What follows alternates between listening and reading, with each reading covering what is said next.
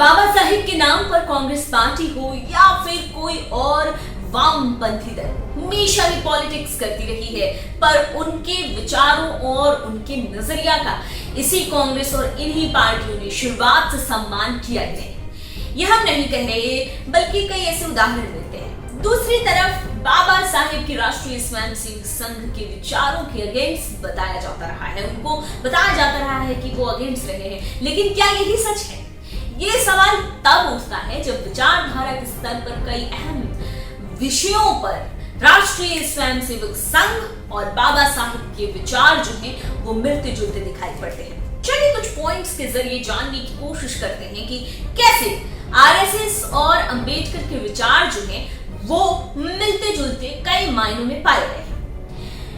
जानेंगे इस बारे में पूरे डिटेल में पॉइंट दर पॉइंट, लेकिन उससे पहले अगर आपने हमारा चैनल सब्सक्राइब नहीं किया तो जल्द कर लें, बेल आइकॉन दबाना बिल्कुल न भूलें। अगर आपको ये वीडियो पसंद आए तो वीडियो को फटाफट लाइक करें और ज्यादा से ज्यादा शेयर करें। चलिए कुछ पॉइंट्स पर गौर कर लेते हैं। सबसे पहला पॉइंट है धार्मिक आधार पर बंटवारा। इस पर क्या अंबेडकर सोचते थे और आरएसएस से क्या उनकी सोच मेल खाती थी, इस पर गौर कर लेते हैं। डॉक्टर अंबेडकर ने अपनी एक बुक थॉट्स ऑन पाकिस्तान में कड़े शब्दों में कांग्रेस की मुस्लिम परस्त पॉलिटिक्स की आलोचना की और भारत में मुस्लिम्स के रहने पर सवाल किए और लिखा कि क्या भारत के प्रति मुसलमानों की जो निष्ठा है वो रह पाएगी। बाबा साहिब को ऐसा लगता था कि अगर अपने आप को देश की धरती से भारतीय मुस्लिम्स जो है वो छोड़ नहीं सकेंगे और मुस्लिम साम्राज्य स्थापित करने को लेकर सहायता के लिए विदेशी मुसलमान देशों की ओर देखने लगा, फिर तो इस देश की स्वतंत्रता एक बार फिर से खतरे में पड़ जाएगी। जो दूसरा पॉइंट था वो ये था कि समान नागरिक संहिता पर आखिर क्या अंबेडकर और आरएसएस एक मत थे? समान नागरिक संहिता के बड़े सपोर्टर थे बाबा साहेब अंबेडकर, पर कांग्रेस इसके अगेंस्ट थी। संविधान सभा में बाबा साहेब ने कहा था कि समान नागरिक संहिता का आखिर इतना विरोध हो क्यों रहा है, मैं समझ नहीं पा रहा हूँ। ये सवाल आखिर क्यों पूछा जा रहा है कि समान नागरिक संहिता लागू करना भारत जैसे देश के लिए संभव है? उनका जो कहना था वो ये कि एक ऐसा कानून होगा समान नागरिक संहिता जो हर एक धर्म के लोगों के लिए समान होगा, साथ ही धर्म से उसका कोई भी लेना देना होगा नहीं। तीसरा पॉइंट अनुच्छेद 370 के घोर अगेंस्ट थे बाबा साहेब अम्बेडकर। भारतीय संविधान के आर्टिकल 370 जो कि अब भारत सरकार ने ही रद्द किया है, जो कि कश्मीर को कई विशेष अधिकार दिया करता था, उसके बारे में क्या आपको ये पता है कि आर्टिकल 370 के अगेंस्ट थे बाबा साहेब और इसके खिलाफ उन्होंने मुखर होकर अपने विचार रखे थे।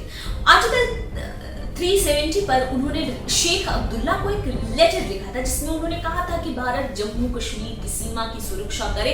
आप ऐसा चाहते हैं, आप चाहते हैं कि यहाँ सड़कों का निर्माण करे, अनाज सप्लाई करे और भारत के लोगों के जैसा कश्मीर के लोगों को अधिकार मिले। आप अपनी मांगों के बाद ये भी चाहते हैं कि कश्मीर में भारत सरकार को सीमित अधिकार ही मिलने चाहिए। ऐसा प्रस्ताव तो भारत के साथ विश्वासघात होगा और ऐसे में भारत का कानून मंत्री होते हुए मैं इसे कतई स्वीकार नहीं करूंगा। ये सोचते थे 370 के बारे में अंबेडकर। खैर आगे के पॉइंट पर गौर करते हैं। राष्ट्रवाद की अवधारणा को बाबा साहेब भी सपोर्ट करते थे। जी संघ और बाबा साहेब के बीच एक वैचारिक समानता दिखती है, वो ये कि अखंड राष्ट्रवाद के पक्षधर दोनों रहे। डॉक्टर अंबेडकर संपूर्ण वांगम के खंड 5 में क्या लिखा गया है इस पर गौर करना चाहिए। लिखा ये है कि डॉक्टर अंबेडकर का ऐसा दृढ़ मत था कि मैं हिंदुस्तान से प्रेम करता हूँ, मैं जीऊंगा तो हिंदुस्तान के लिए और मरूंगा तो हिंदुस्तान के लिए। मेरे शरीर का प्रत्येक कण और मेरे जीवन का प्रत्येक क्षण हिंदुस्तान के काम आए, इसलिए मेरा जन्म हुआ है। तो कुछ ऐसी सोच रखते थे अंबेडकर जो कि आरएसएस की सोच से थोड़ी थोड़ी या यूं कहें कि उसके विचार से मेल खाती है।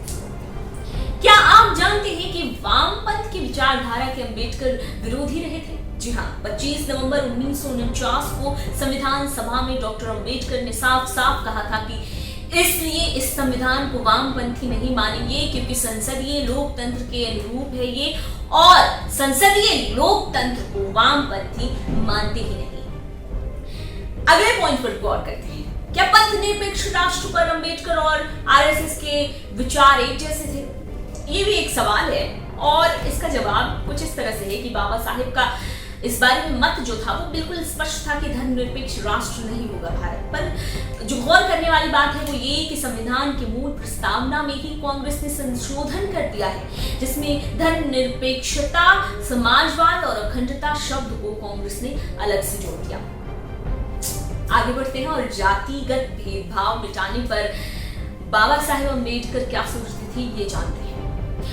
जातिगत भेदभाव हुआ है हिंदू समाज में और इसका उन्मूलन भी होना चाहिए, जिस पर संघ भी बिल्कुल एक मत रखता है, सहमत है। तो वहीं जाति से मुक्त और अविभाजित हिंदू समाज की तो बाबा साहेब भी बात करते रहे हैं।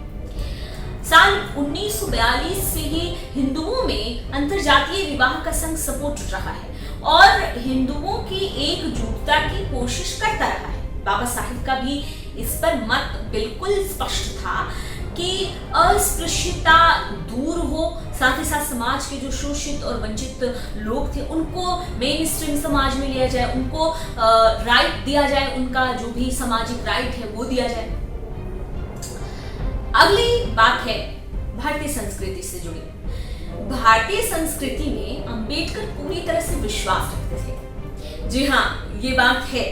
धर्म और संस्कृति को लेकर संघ और बाबा साहेब के जो विचार थे वो मिलते जुलते थे। धर्म को संघ भी मानता है और बाबा साहेब भी, और तो और बाबा साहेब इस्लाम और ईसाईयत को हमेशा ही विदेशी धर्म मानते रहे हैं। संघ के भी ऐसे ही विचार रहे हैं और यही वजह थी कि बाबा साहेब ने बौद्ध धर्म अपनाया।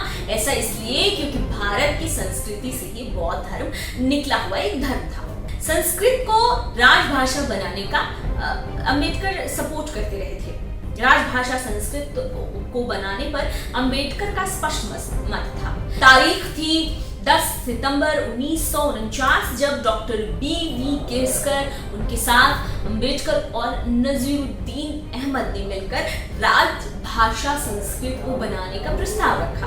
पर अनफॉर्चुनेटली हुआ ये कि वो प्रस्ताव पारित ही नहीं हुआ। संस्कृत पर राष्ट्रीय स्वयंसेवक संघ के विचार भी कुछ ऐसे ही दिखते हैं। आगे बढ़ते हैं। आर्यों का भारतीय मूल का होना, इस पर अंबेडकर के विचार संघ से मेल खाते, मिलते जुलते दिखते हैं। बाबा साहेब मानते थे कि आर्य किसी जाति का नाम नहीं है और आर्य भारतीय थे। अंबेडकर का विश्वास था कि शूद्र दरअसल क्षत्रिय थे जो आर्यों के समाज का ही भाग थे। उन्होंने इस विषय पर एक बुक लिखी जिसका नाम शूद्र कौन थे। उन्होंने इस धारणा को तोड़ा कि आर्य गोरी नस्ल के ही थे। ऋग्वेद, रामायण, यहाँ तक कि महाभारत जैसे काव्यों से उन्होंने एग्जाम्पल्स निकाले और दुनिया को बताया कि आर्य सिर्फ और सिर्फ गोरे ही नहीं, काले भी थे। अंबेडकर से जुड़ी ये जानकारी आपको कैसी लगी हमें कमेंट बॉक्स में जरूर बताएं। हमारे साथ बने रहें।